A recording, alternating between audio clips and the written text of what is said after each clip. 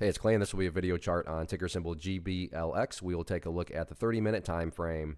Real quick, what do I mean by 30-minute in case maybe you're new to charts?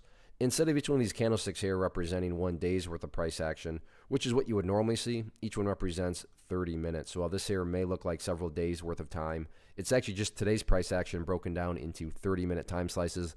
I like to this time frame. I think that's a good job of telling the quote-unquote story of the price and makes mapping out levels of support and resistance a bit easier to see.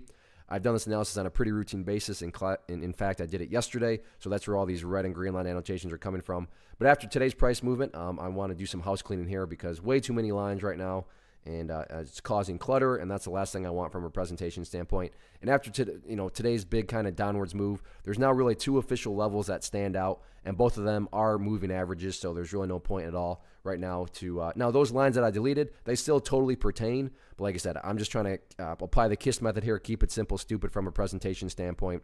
And the easiest way to do that is to focus on, like I said, the 2 moving averages. And even if you have just a very basic understanding of charts, I'm sure you've heard of these moving averages. For sure you've heard of one, but probably the other one too, and that is the 50-period moving average, and then for sure, because it's the most famous of them all, the 200-period. And the 200-period is being denoted right here by this pink line right there. And this is why I laugh at people when they say charts don't work, charts don't work. I mean, let's just stop and think about it. The price was absolutely getting hammered and hammered and hammered and hammered. And what a coincidence, right where the price decided to start to bounce back upwards, right there at that pink line. So in other words, not only does that create a great example of how charts work, but from the quote-unquote storybook perspective, that 200 period, definitely a very important level of support going forward. If the price breaks below there, or worse yet, starts to separate to the downside, that from a storybook perspective, that would be a sign that the bears are not only taking control, but they're gaining that much more momentum in their control of things. But as it stands right now, the bears tried right there, and the bulls did a good job of bouncing from that point.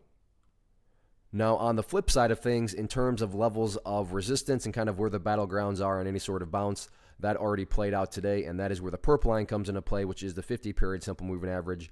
And you can see, the rule in charting states when levels of support are broken and close below, they tend to act as resistance. So the support was broken there. The bounce up there just played out to a T. Level of support then acted as resistance. So on any sort of continued bounce to the upside, that 50 period is going to be key level of resistance. So again, just to summarize, key level of support, 200 period moving average. Key level of resistance, 50 period moving average. And we'll see how it unfolds tomorrow to close out the week.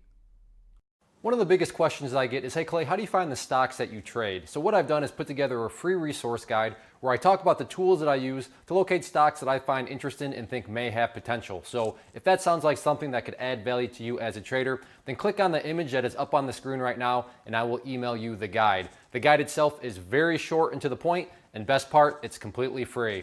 Thanks for watching the video. Let me know if you have any questions.